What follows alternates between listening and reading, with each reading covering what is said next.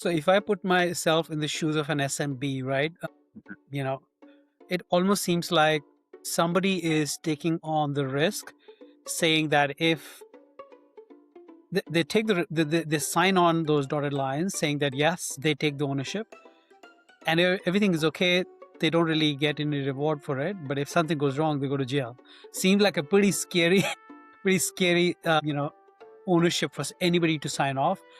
Who should own the decision, the risk decision or the risk ownership, if you may, versus implementation, right? Engineers are busy implementing.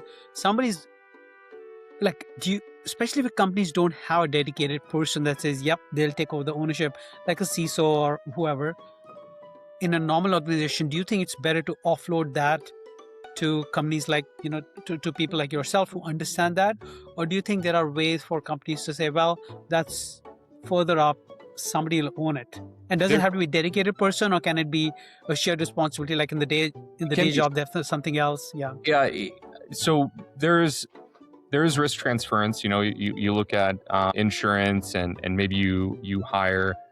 I've heard of people that hire red teams through legal firms so that when they get the reports, right, it's all privileged information, right, which means not necessarily reportable.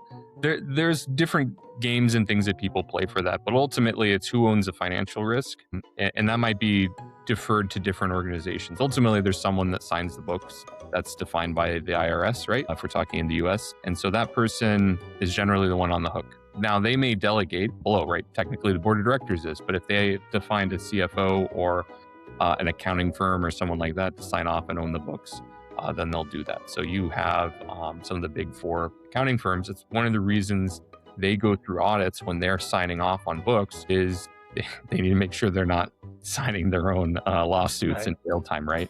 So there's different potential for different people within the organization or even outside orgs to own some of the risk, but ultimately there's a single person in charge, right? Now, whether that person wants to accept the risk or not is a different thing, but sometimes they have to. If you're a CTO or maybe it's an SMB, so you're maybe a smaller, medium IT shop, you still own your IT risk and the security there. You just may not go to jail for it if it's messed up, but you can still take responsibility and implement those controls and be proactive. There's a lot of the CIS benchmarks, NIST, CSF, the sample things that they provide. That's all out of the box, and you can grab someone like myself to help you curate those and get into a good spot.